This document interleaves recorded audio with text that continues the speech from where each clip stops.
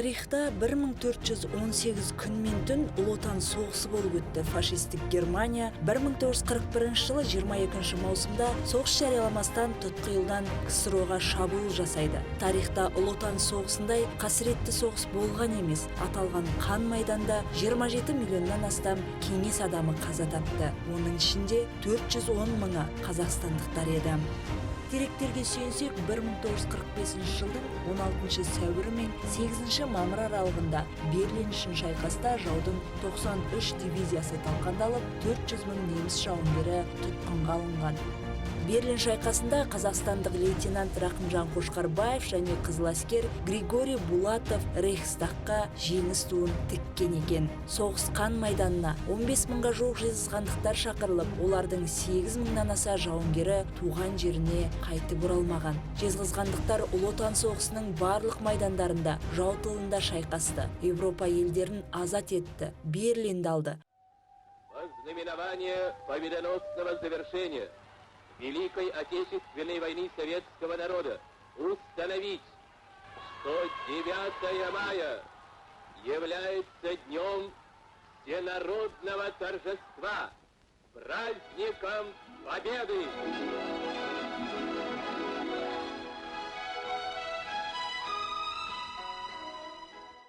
Осыдан 75 жыл бұрын адамзат тарихындағы қасіретке толы қанды қырғын екінші дүниежүзілік соғыс аяқталды. 1941 жылдың маусымында басталған сұрапыл соғысқа Кеңес одағы құрамындағы республикалардың азаматтарымен қатар қазақстандықтар да қатысты. Неміс басқыншыларымен күресу үшін 1,8 миллионнан астам қазақстандық азамат қан майданға аттанған.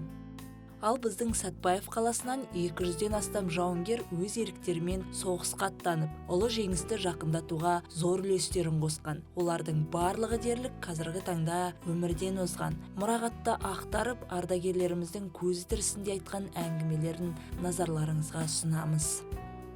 Біз енді мына менің енді өмір баяным, осы жерде мен туып өскен адаммын, колхоз қызыләскер. Колхоз қызыләскері жаңағы ағамыз басқарған 28 жылдан. Содан ол кісі ауыл советтің басқа колхозы қосқан. Қызыләскер қазір талап бар ғой. Талап қарап, екпінді мына орудник, мына Жезқазған тұрған жері екпіндінің жері. Екпіндегі колхоз болған. Қызыләскер бізде жерден 45 километр менің атам тамы тұрған жер. Содан кейін екпінді талап қол колхоздың соның төрағасы болған ол кісі. Бірінші жыл райсовет депутат болған. Содан ол кісі сол соғыстың біткеннен кейін қайтыс болды. Мен армияда жүргенде қайтыс болды, 45 жылы. Сосын енді ол кісінің балалары бар. Менің енді балаларым бар. Біз енді колхозда кеше оқта жұмыс істедік, шөп шаптық. Одан Золотой шақты істедім мен, Золотой 44 жыл 1 январда екпірдім шақтыға. Содан сол январда 44 ноябрь күні армияға шақырды. 44 жылда кетіп 48 декабрьда қайтты. Біз енді армияда болғанда Белорусский фронт қой, Белорусский 3-3 Белорусский фронт 262 дивизиясында рота взвод деген рота автоматчик деген болған. Сонда болдық.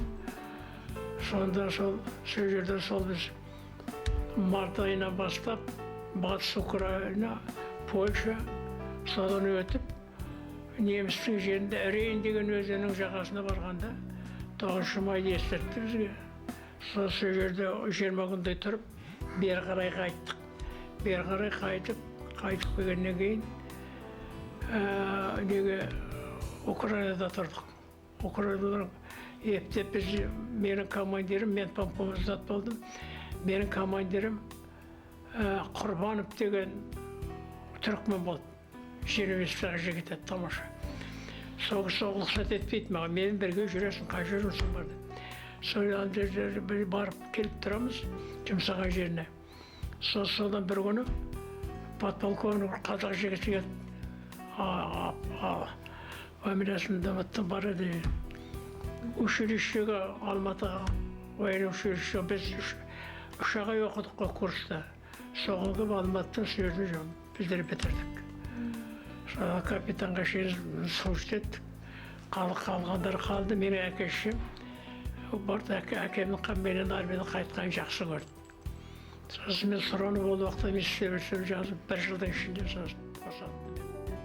Ну, эпизод такой был, случай.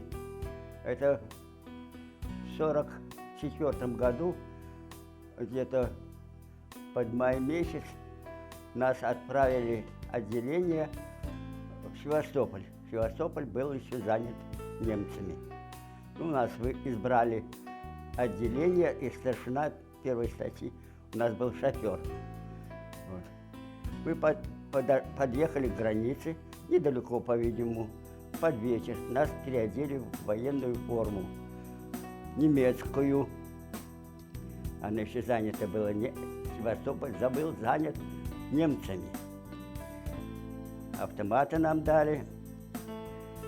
И наша задача была упредить немецкую разведку и немецких деятелей по вывозу золота из банка. Подкрепление нашему капитану. Там был наш капитан заместителем в банке. По-моему, капитан по званию, а фамилию забыл уже. И вот мы приехали сюда, нас приодели. Ну, по-немецки я учил немецкий, поэтому нас отобрали.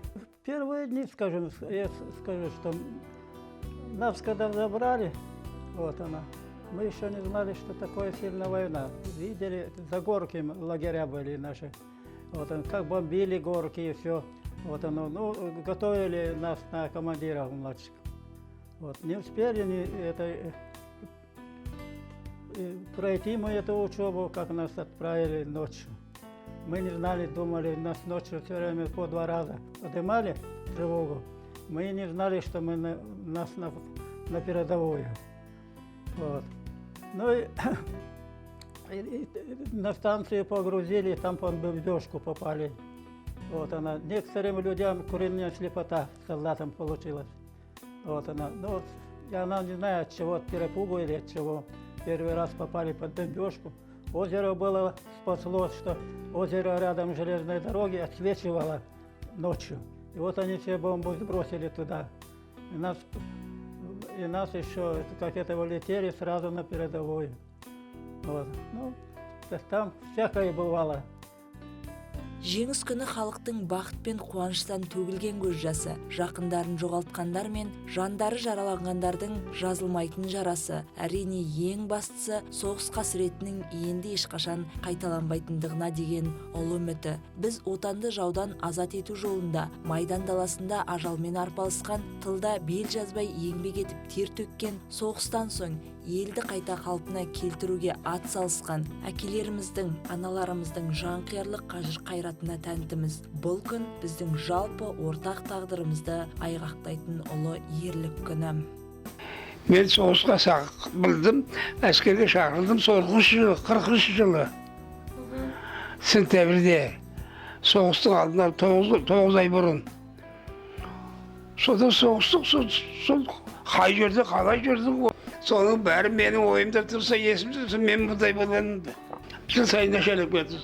Бұлдыр ұмытпайтынмын айтқанды.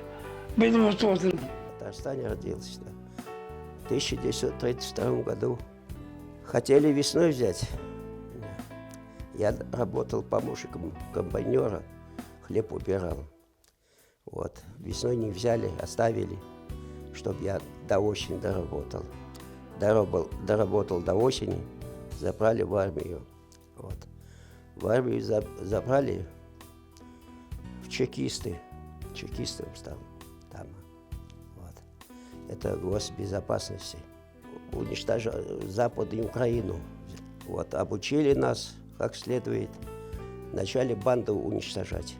Там бандов очень много. Вот. После войны, знаете, лавы прошли. Вот. А эти вот, кто помощники немцев помогали, вот, всякой там нечисти было. Вот они в лес. Вот уничтожали банд. Был вторым номер пулеметчиком. Пулемет был у нас. Вот. Путин так, Путинцев, не Путин, Путинцев был. Видите, Путинцев у меня. Он пулеметчиком был, я у него вторым номером был.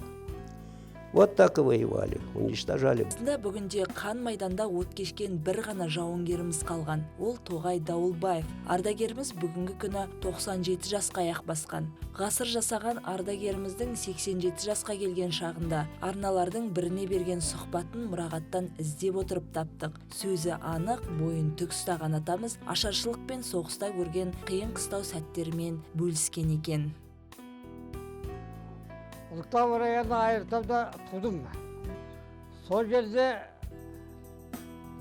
біз 32-ші жылда көрдік баламды. 7 жаста. Одан енді 10 жасқа келгенде колхоздың жұмысын істедік. Алға колхозда соқа дейді ғой, 4-8 жігітті соқамен жер жатады, егін салады. Сонда біз манағы өгіздің басын жесектейміз, 4-8-дің басын, ұзын башпенен. Сол жесектегенде өгізге шамамыз келмейді, өгіздің басына. Анау соқада тұрған, соқа деп келетін адамдар бізді кебетті қамшымен тарсып береді.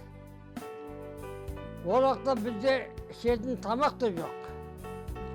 Бір сиырдың сүтімен күн көреміз. Шешеміз колхозда таңертең күн шыға кетеді, содан күн бата келеді.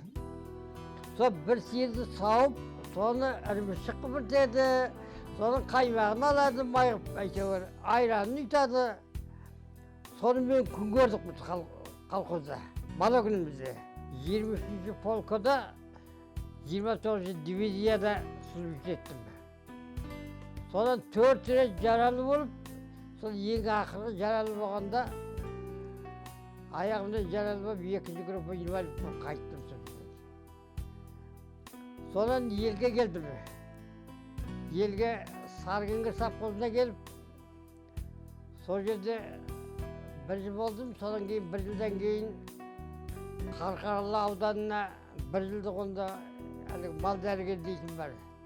Сол бір жылдық мал дәрігерін істедім. Сонда істеп, содан оқуды бітіріп, содан келіп Саргинге істедім.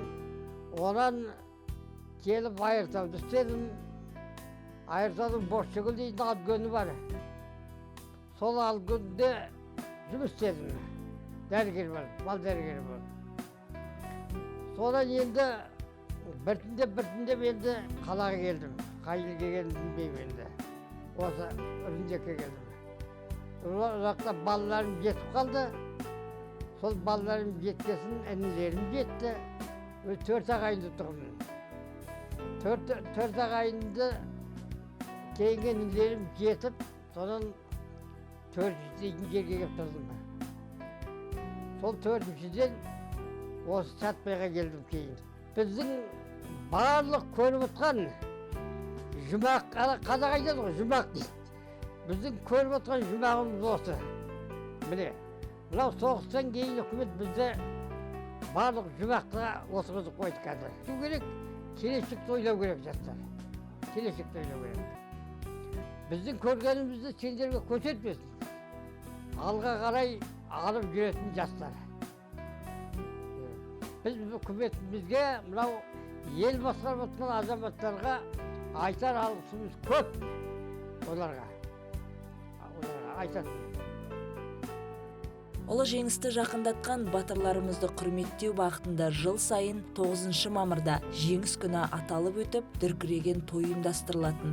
Биылғы жыл төтенше жағдайға байланысты бұл мереке ауқымды түрде аталып өтілмейді. Дегенмен де ардагерлерге деген құрмет мұнымен тоқтап қалмақ емес. Майдан өрті қазақ даласына жете қоймаса да, біздің халқымыз соғыстың және одан кейінгі уақыттың да барлық ауыртпалығын бастан өткерді. Өздеріне уақыт жүктеген міндетті адалдықпен атқарып шықты. Майдангерлердің қатары жыл сайын азайып бара жатқанымен, ұрпаққа ұран болған ұлы ардагерлерімізге деген тағзым жойылмақ емес.